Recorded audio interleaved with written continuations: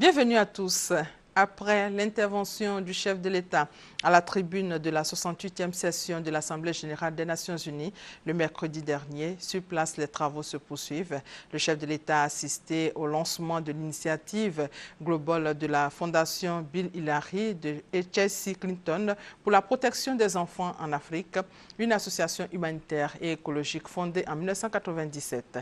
Un événement qui a réuni plusieurs chefs d'État africains, des hommes d'affaires, des diplomates pour récolter des fonds pour mettre fin au braconnage, au trafic d'ivoire.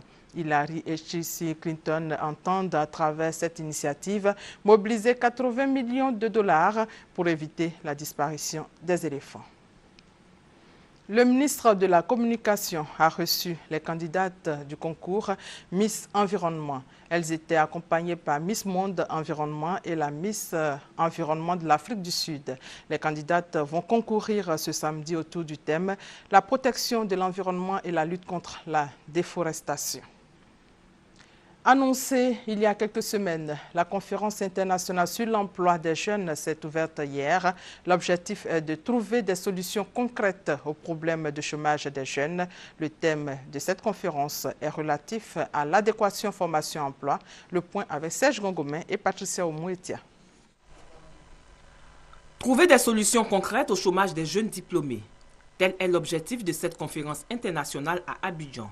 Une rencontre de réflexion et d'échange d'expériences en matière d'employabilité des jeunes. Pour Nyamien Konan, ministre de la fonction publique et de la réforme administrative, représentant son collègue Moussa Dosso, ministre en charge de l'emploi, il faut agir maintenant pour freiner le taux du chômage des jeunes. Un taux compris entre 27 et 42% selon les diplômes. Nous sommes tenus, premièrement, de veiller à ce que tous les jeunes présents dans le système de formation reçoivent des formations en lien avec les besoins du marché du travail, afin de garantir leur insertion future sur ce marché. La présente rencontre, initiée par l'Association mondiale des services publics d'emploi, enregistre la présence d'experts nationaux et internationaux.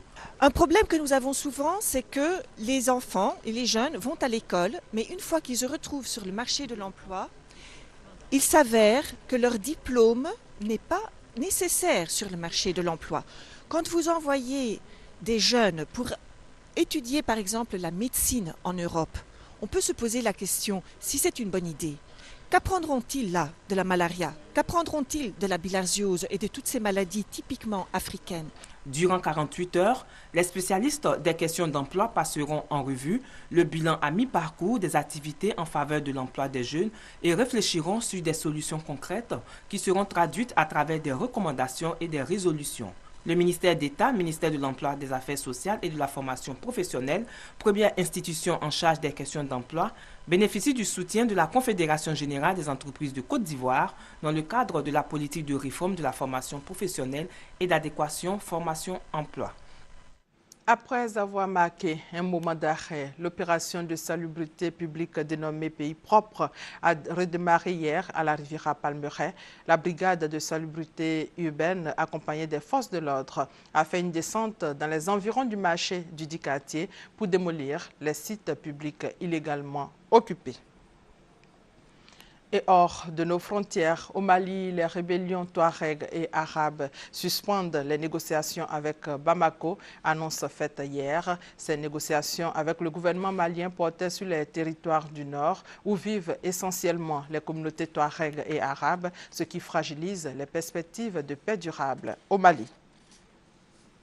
Et puis cet accord entre Moscou et Washington sur une résolution onusienne. Il aura fallu des semaines d'âpres négociations, mais Russes et Américains sont finalement parvenus à un accord sur une résolution hier. Cette dernière encadre la mise en application de l'accord du 14 septembre de Genève sur le démantèlement de l'arsenal chimique syrien.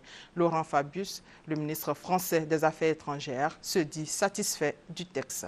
Et c'est la fin de ce flash. Merci de votre fidélité.